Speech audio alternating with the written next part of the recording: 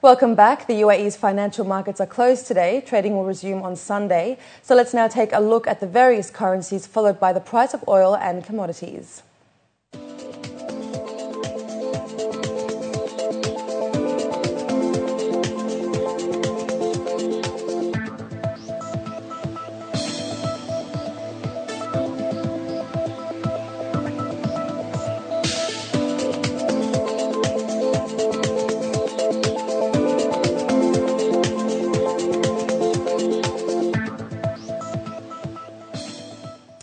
The House approved a Republican short-term plan to increase the US's borrowing limit, which allows for a $900 billion increase passed by a 218-210 vote. The reworked bill passed on Friday has exposed a rift in the Republican Party between moderates and fiscal conservatives in the Tea Party movement. The small but powerful group have blocked all efforts to compromise with Democrats and stripped the original plan of minor concessions. The plan now heads to the Senate, where it faces certain death by a Democratic majority. But a lot of people in this town can never say yes. A lot of people can never say yes. This House has acted. And it is time for the administration and time for our colleagues across the aisle, put something on the table. Tell us where you are. Meanwhile, the US President Barack Obama says there are plenty of ways out of the debt mess, as he called for a compromise to raise the debt ceiling. Obama acknowledged the need for a bipartisan solution and warned a default could hurt the US economy. If we don't come to an agreement, we could lose our country's AAA credit rating. Not because we didn't have the capacity to pay our bills, we do, but because we didn't have a AAA political system to match our AAA credit rating. And make no mistake, for those who say they oppose tax increases on anyone, a lower credit rating would result potentially in a tax increase on everyone in the form of higher interest rates on their mortgages, their car loans, their credit cards, and that's inexcusable. Stocks ended the worst week in a year on Friday as time runs out on Washington to reach an agreement before the US government loses its ability to borrow money.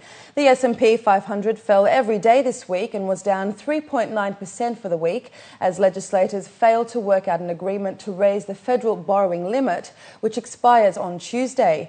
Investors are also worried about the likelihood of a US credit downgrade. The CBOE Market Volatility Index jumped as much as 9% to its highest level since mid-March before paring its rise.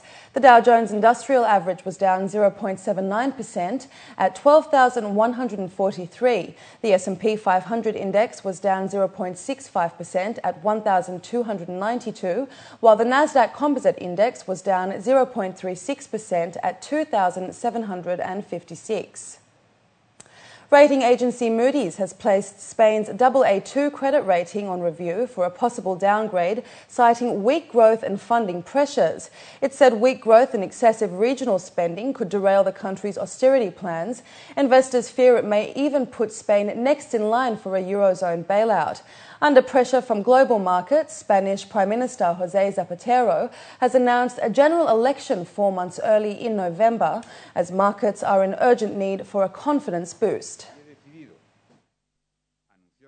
Spain's national debt is not that high. The problem is that is a problem of confidence. The markets don't have confidence in the Spanish economy. So, since it is a problem of perceptions and not realities, we simply don't know. It depends very much on what will be the result of the election, whether a very strong government will emerge or a more unstable government in need of electoral alliances with other political forces. And Ferrari seems to be speeding past the global economic bumps as the Italian sports car maker revealed that it sold the most vehicles in its history in the last 6 months. Sales in the US were up 23% as loyal buyers returned and new ones came to snatch up their dream cars. China is the company's fastest growing market, where sales were up 116% in the last 6 months. In addition to a new revved up maintenance plan for its consumers, The company also says it's working to become more eco-friendly, with a commitment to cut emissions by 40% by next year. Every single US customer puts their own stamp on their Ferrari, according to Marco Mattiacci, President and CEO of Ferrari North America. That's why Ferrari is successful. I mean, they are able to do almost 5 million combination of customization. They can choose the leather of the interiors according to the sofa that they have in their home. They can choose the stitching. They can choose their unique color. So we satisfy this request, and every Ferrari that enters in US average almost $40,000 of customization on top of the MSRP. And up next, we've got the day's sports news for you, so stay with us.